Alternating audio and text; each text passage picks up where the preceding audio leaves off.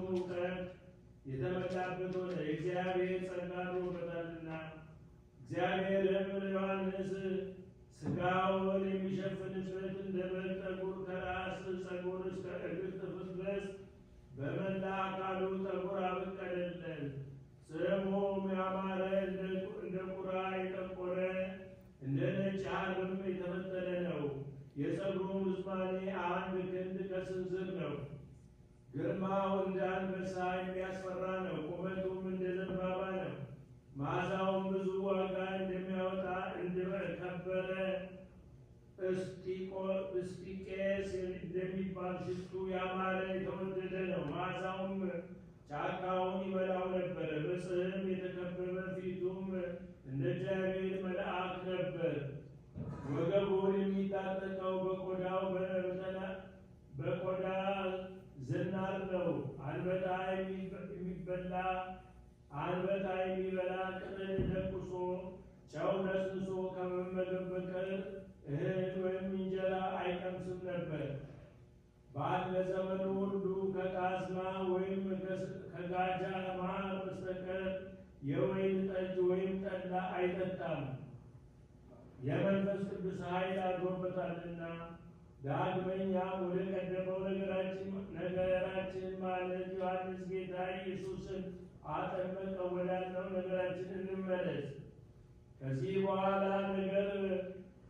በኋላ ሁሉ ነገር በኋላ መጥምቁ ዮሐንስ የዮርዳኖስ አውራጃ በምትሆን በይሁዳ ምድረ በዳ መንግሥተ ሰማያት ልጅነት ሃይማኖት ልትሰጥ ተቀርባለችና እመኑ እያለ ሲያስተምር ደረሰ። መንገድን የሚጠርግ የሚደረድር መልእክተኛዬ እነሆ በፊት እልካለሁ ተብሎ በነቢይ የተነገረለት ይህ ዮሐንስ ነውና። በዚያም ጊዜ ጌታ ኢየሱስ ክርስቶስ በዮሐንስ እጅ ይጠመቅ ዘንድ ከገሊላ ወደ ዮርዳኖስ መጣ። ከዚያም ጌታ ኢየሱስ ክርስቶስ ዮሐንስን አንተ ታጠምቀኝ ዘንድ እፈቅዳለሁ አለው።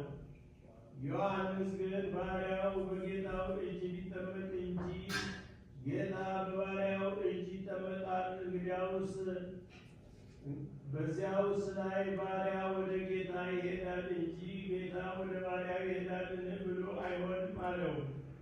ጌታ መልሶ አንድ ጊዜ ተው፣ ይህን ተልእኮ መፈጸም የሚገባን አንተም መጥምቀ መለኮት እንደተባልክ ልዕልና እኔም በባሪያ እጅ ተጠመቅ የተባልኩትን ትሕትና ሲነገር ይኖራል አለው። እሺ በጎ ካለ በኋላም ስመ አብ በአንተ ሕልው ነው፣ በስመ ወልድ ያንተ ነው፣ በስመ መንፈስ ቅዱስም ያንተ ሕልውና ነው። እንግዲህ ሌላው በአንተ ስም አጠምቃለሁ፣ አንተን ሳጠምቅ ግን አቤቱ ምን እላለሁ አለው።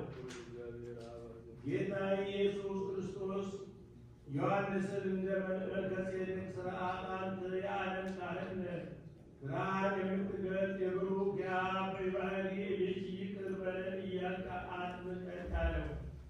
ከዚያም ተያይዘው ወደ ዮርዳኖስ ባሕር ወረዱ። በዚያም ጊዜ የዮርዳኖስ ባሕር ጌታ ኢየሱስ ክርስቶስ ወደ እርሷ ሲወርድ ስላየ ፈርታ መሸሽ ጀመረች። ይልቁንም መለኮታዊ እሳት ባሕሩን በከበበው ጊዜ የዮርዳኖስ ወንዝ ወዴት እንደሚሄድ ጨነቀው፣ ጠበበው። በዚያም ጊዜ ባሕሩ ፈጣሪውን አይታ ሸሸች። ዮርዳኖስም ወደ ኋላ ፈገፈገች ተብሎ በነቢዩ ቃል የተነገረው ደረሰ። ዳግመኛም አቤቱ ውኆች አዩ፣ ባሕሮችም አይተው ፈሩ፣ የባሕር ጥልቀቶችም ተነዋወጡ፣ ፈሳሾችም ጮኹ ተብሎ የተነገረው ትንቢት በዚህ ጊዜ ተፈጸመ። ባሕር ሸሸች። ወዳለው ነገር እንመለስና ጌታችን ባሕሪቱን ስትሸሽ ባያት ጊዜ ባለሽበት በቀኝና በግራ እንደ ግድግዳ ጸንተሽ ቁሚ አላት። ጸንታ ቆመች። በዚህም ጊዜ ዮርዳኖስ ባሕር ለሁለት ተከፈለችና እያሸበሸበች በደስታ ተቀበለችው። ጌታ ኢየሱስም ገብቶ